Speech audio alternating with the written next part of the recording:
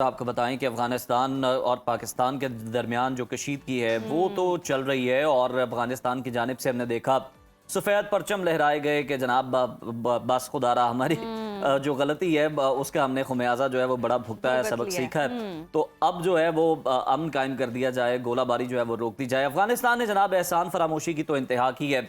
इससे पहले हमें कुछ खेल के मैदान से भी, क्रिकेट के मैदान से भी इस तरह के मनाजिर देखने को मिले थे और जो क्रिकेट शायकीन थे अफगानी, उनकी तरफ से भी अफगान फोर्सेस की जानिब से इश्तियाल अंगेजी जो है वो उन्हें उल्टी पड़ गई है और पाकिस्तान ने अफगान बॉर्डर पर जारहियत का फौरी और मुंह तोड़ जवाब दिया है। अफगानिस्तान की मुतादिद बॉर्डर पोस्टें तबाह हो गई हैं, दर्जनों अफगान फौजी और खारिज हलाक हो गए और तालिबान मुतादिद लाशें और अपनी पोस्टें छोड़कर फरार हो गए। पाक फौज की जानिब से अफगान पोस्टों पर पाकिस्तान का झंडा लहरा दिया गया है। भारी नुकसान के बायस अफगान रजीम ने पाकिस्तान को जवाबी कार्रवाई रोकने की दरख्वास्तें की हैं। जी बिल्कुल। और ISPR के मुताबिक अफगान तालिबान और भारत की सरपरस्ती में फितनतुल खवारिज सरहद के साथ पाकिस्तान पर बिला इश्तियाल फायरिंग और हमला कर रहे थे। हक के दिफा के तहत पाक फौज ने सरहदी पट्टी पर मौसर और फैसला कुन रद्द-ए-अमल दिया। पाकिस्तान की मुसल्लह अफवाज ने न सिर्फ हमले को पसपा किया बल्कि तालिबान फोर्सेज और उनसे वाबस्ता खवारिज को संगीन जानी नुकसान पहुंचाया। तालिबान के कैंप्स, पोस्टें, दहशतगर्दी की तरबियती अमाजगाहों और इसके साथ साथ हिमायती नेटवर्क्स को भी निशाना बनाया, जिसके नतीजे में 200 से ज्यादा तालिबान और दहशतगर्द मारे गए और बड़ी तादाद में जी तालिबान और उनके हिमायत याफ्ता दहशतगर्द जख्मी भी हुए हैं। जबकि अफगान तालिबान की 21 पोजीशंस पर वक्ती तौर पर जी कब्जा भी कर लिया गया है। इसी तमाम तर सूरत पर बात कर लेते हैं। हमें ज्वाइन किया है ब्रिगेडियर रिटायर्ड मसूद अहमद खान साहब ने। साहब गुड मॉर्निंग। और सर सबसे पहले तो आपसे हम जानना चाहेंगे कि अगर देखें तो इस वक्त जो पहले था कि दहशतगर्द थे, तालिबान जो थे वो अफगानिस्तान से पाकिस्तान पर हमले किया करते थे, लेकिन अगर अब हम ताज़ा तरीन सिचुएशन देखें तो अब अफगान फोर्सेस ने दहशतगर्दों के साथ मिलकर पाकिस्तान पर हमले शुरू कर दिए हैं। ये इतनी जुर्रत ये इनकी अपनी है या फिर वो हमारा पड़ोसी भारत जो है उसकी पुष्टपनाही की वजह से इस तरह की हरकतें कर रहा है अफगानिस्तान? बहुत शुक्रिया। देखिए, ये दोनों चीज़ें इसमें शामिल हैं। और आप देखें, जब से ये अफगान तालिबान रजीम वापस से पावर में आए हैं और इसके बाद से आपने देखा होगा, इससे पहले हमारे यहाँ पे दहशतगर्दी कम हुई थी, इनके आने के बाद उसमें तेजी आई, क्योंकि उन्होंने जो दहशतगर्द फितना और ख्वारिश के 8,000 के करीब जेलों में बंद थे उनको भी रिलीज कर दिया था। सब्सिक्वेंटली देखे, इनको फंड भी किया, ट्रेन भी किया, इक्विप भी किया और इसके बाद इनको यूज कर रहे as a proxy against Pakistan, as a leverage के तौर पे, एज ए प्रेशर टैक्टिक्स के तौर पे।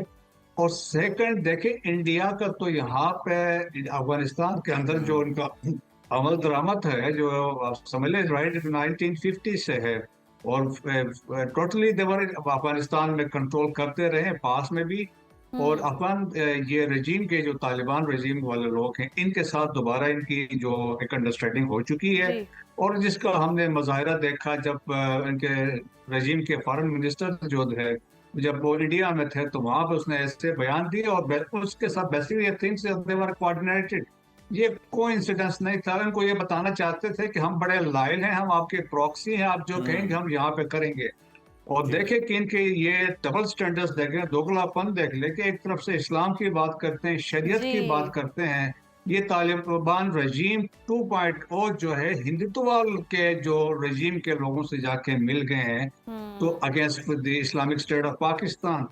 तो ये दोनों मिल के कर रहे हैं। और मैंने कहा, और इनकी एक हिस्ट्री है राइट फ्रॉम किंग जाहिर शाह से देखें और इस अब तक अफगानिस्तान ने, और हम तो ये कह सकते हैं 1947 से लेके पाकिस्तान के सामने खैर नहीं देखी इनसे, डिस्पाइट आवर सिंसियरिटी और हमारी जो कंट्रीब्यूशन है। पीक टाइम में पाकिस्तान में जब सोवियत इन्वेजन हुआ अफगानिस्तान में, उस वक्त 5.5 मिलियन रेफ्यूजीज यहाँ पाकिस्तान में थे।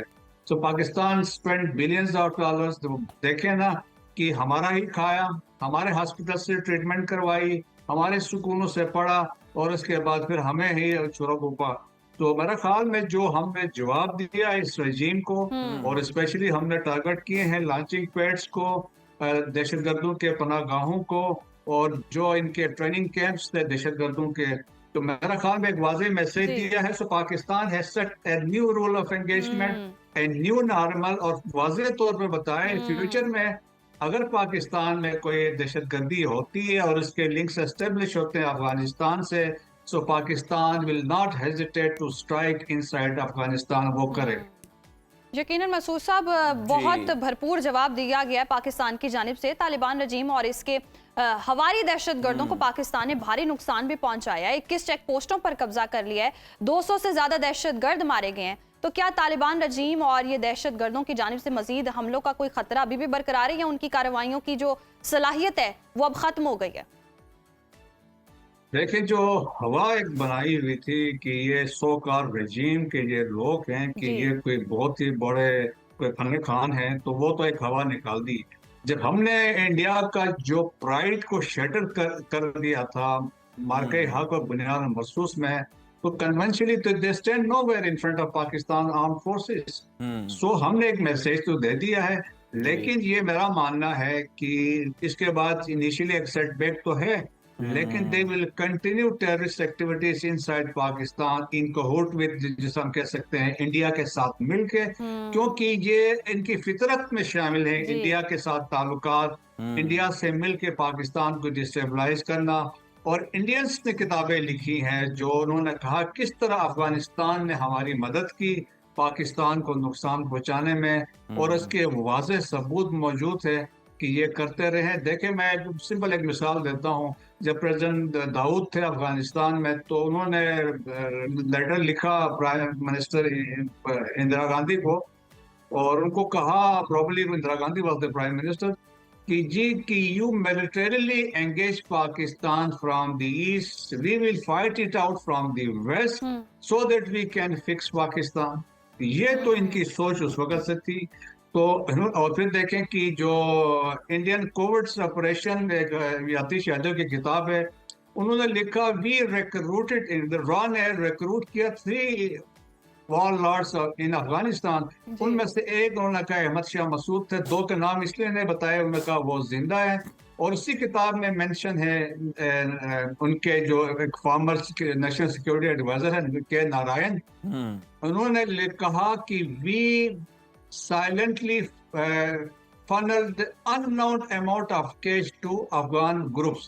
ये तो इनकी अप्रोच थी। इन्होंने मिलके कोई अपॉर्चुनिटी इन्होंने जाया नहीं की जिसमें पाकिस्तान को ये नुकसान पहुंचाए। सो देखें कि मेरा ख्याल में जिस सिंसियरिटी के साथ हम कोशिश कर रहे थे, लेकिन जो भी रजीम आई है अफगानिस्तान में, we are not against Afghanistan के लोगों के अगेंस्ट नहीं है, और ना हम वहां जाके कोई कैप्चर करना चाहते हैं, but we want the respect of our flag, respect of the western borders, और दहशतगर्दी की हम अलो नहीं करेंगे। So that is our requirement है कि डिसमेंटल करें terrorist hideouts inside Afghanistan, वरना हमने रूल्स ऑफ एंगेजमेंट क्लैरिटी के साथ दिए। बिल्कुल ठीक है। ब्रिगेडियर साहब, ये भी फरमाइएगा कि अगर देखें तो जो बयानी अफगानिस्तान की जानिब से बनाया जाता था कि सोवियत यूनियन हो, अमेरिका हो, कोई भी बड़ी ताकत हो जिसने भी हम पर काबिज होने की कोशिश की है, हमने उसे मात दी है, चाहे बड़े अरसे के बाद ही दी है, लेकिन वो भूल गए हैं कि कम्प्लेस कौन था उनके साथ मात देने में। तो एक जानिब तो अफगान महाजरीन के मामले में जहाँ पर वो एहसान फरामोशी है, तो इस मामले में भी हम देख रहे हैं कि बदरजा उत्तम जो है वो एहसान फरामोशी की जा रही है। लेकिन ये जो तमाम तर बयानियत, आप नहीं समझते कि एक रात के अंदर मलिया मेड कर दिया कि जनाब आपको कोई शिकस्त नहीं दे सकता, आप जो है वो नाकाबिले शिकस्त हैं? तो वो भी फैंटेसी है। और आप देखें कि अफगानिस्तान को पर्शियंस ने रूल किया है, ग्रीक्स ने रूल किया है, मंगोल्स एंड मुगल्स हैं, तैमूर डायनेस्टी जो आए थे उन्होंने उसको रूल किया है, सोवियत यूनियन आके बैठा और कितने साल बैठा रहा, और उसके बाद फिर अमेरिकन आके बैठे रहे। देखें कि जब सोवियत यूनियन को शिकस्त दी तो Pakistan was the front leading country था। इट वाज आईएसआई जिसने कलीदी किरदार अदा किया। इट वाज अमेरिकन जो यहाँ पे थे, मिडिल ईस्टर्न कंट्रीज थे, तब आप जाके शिकस्त दी है, तो आप अकेले तो इट वाज नॉट पॉसिबल। सो वो एक फैंटेसी में रहते हैं, कोई ऐसी बात नहीं। इवन आपको बड़े अच्छे जो पश्तून जो राइटर्स उनको देखें तो वो कहते हैं ये तो फैंटेसी, कोई ऐसी बात हुई नहीं है ना इन्होंने ऐसा किया है। रही से कसर थी तो हमने एस्टेब्लिश कर दिया कि जी ये है आपकी स्टैंडिंग, और वह पाकिस्तान आर्म्ड फोर्सेस के सामने, इवन हमारे जो फ्रंटियर कोर के लोग हैं उनके सामने ये नहीं चल सकते हैं। और जिसका हमने बरमला इजहार किया चतराल से लेके बरामचा तक हमने भी फिर जवाब दिया और बताया कि कहाँ कहाँ से ये दहशतगर्दी कर रहे थे, कहाँ से इनके लॉन्चिंग पैड थे, तो वहां पे स्ट्राइक करके उनको मैसेज दिया कि हमारी क्या कैपेबिलिटी है। और देखे हम हवा में कोई मार नहीं करते, हर जी चीज का हम फिर सबूत भी अकॉर्डिंगली दिया। जी, यकीनन मसूद साहब, जैसे कि भारत को भी पता चल ही गया था मार्का हक में भी, और यहाँ पर भी हम देख रहे हैं कि अफगान तालिबान रजीम को भी समझ आ चुकी है कि पाकिस्तान की तरफ मैली आंख से नहीं देखना। एक तरफ अफगान वज़ीर ख़ारजा भारत का दौरा करते हैं, तो दूसरी तरफ अफगानिस्तान फोर्सेस भारत की हिमायत जो है वो दहशतगर्दों के साथ मिलकर पाकिस्तान पर हमला कर देती है। तो अफगान तालिबान के इस हमले के पीछे मकासद क्या हो सकते हैं? ये देखेंगे, ये जो अफगान तालिबान रजीम के जो हमले थे, बेसिकली ये हमें एक तो ईरान इंडिया को अपनी वो लॉयल्टी शो करना चाहते थे जब वो मुफ्ती साहब वहां पहुंचे कि हम आपके साथ हैं, आप हमारे साथ रहें। और हम पाकिस्तान को बेसिकली पाकिस्तान को प्रेशर में लाना चाहते थे और अपनी शोशा दिखाना चाहते थे। तो वो, और इसमें बहुत सारे अदर फैक्टर्स हैं जो जिसके फितना और खारिज के साथ इनका जो अलायंस है और जिस तरीके से वो चाहते हैं कि ये पाकिस्तान में आए, उनका ब्रांड ऑफ इस्लाम लेके आए।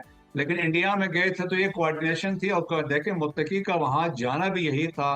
Basically they were formulising the anti Pakistani जो कंसेप्ट या एजेंडा था, वहां पे उसको फॉर्मुलेट कर रहे थे सिक्योरिटी के पॉइंट ऑफ व्यू से। और ये सारे आपस में कोऑर्डिनेशन थी। और आप देखें, एक वजीर खारजा कोई जाता है 8-6 दिन के दौरे पे, कभी आप डार साहब को आपने कभी देखा किसी मुल्क के 6 दिन के दौरे पे गए? वो जी 1.5 दिन 1 दिन के बाद वापस आ जाते हैं, जी क्योंकि प्रायोरिटी अपने मुल्क की होती है। हम्म, और आप ऊपर से ये भी देखें कि इन कितने बेशर्म है कि अजीत दोवल ने एक तकरीर की थी, उसमें ये कहा था कि ये जो तालिबान है, इनको रेफर किया था द प्रेजेंट अफगान रजीम जो है, उन्होंने कहा था दे आर मर्सनरीज, और उन्होंने कहा हम इनको पैसा देंगे, ये हमारी तरफ आ जाएंगे, हम इनको यूज करेंगे। और सेकंड उन्होंने ये भी कहा, देखें अनफॉर्चुनेटली, कि हम देवबंद स्कूल ऑफ थॉट को, जो देवबंद इंडिया में है, उनको यूज करेंगे टू इन्फ्लुएंस दिस रेजीम, जो लीडरशिप है यहाँ पे।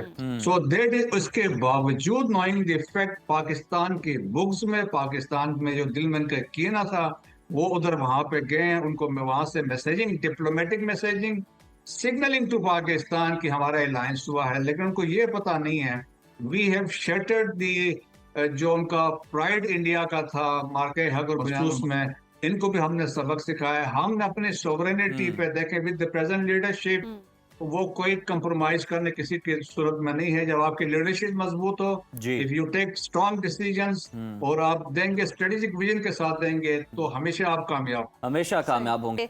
मसूद साहब, आपकी जानिब आऊंगी। जिस तरह से हम सूरत हाल देख रहे हैं कि ये तो कोई ऐसी है भी नहीं कि सियासी तौर पर मुंतखब होकर आए हैं रजीम जो है, तो आपको क्या लगता है कि ये कार्रवाइयों से अब बाज आएंगे? जैसे कि आपने पहले कहा कि फितरत नहीं बदलेगी, तो फिर इनको कैसे लगाम डाली जा सकती है कि आने वाले वक्तों में इस तरह का कोई अमल ना कर सके?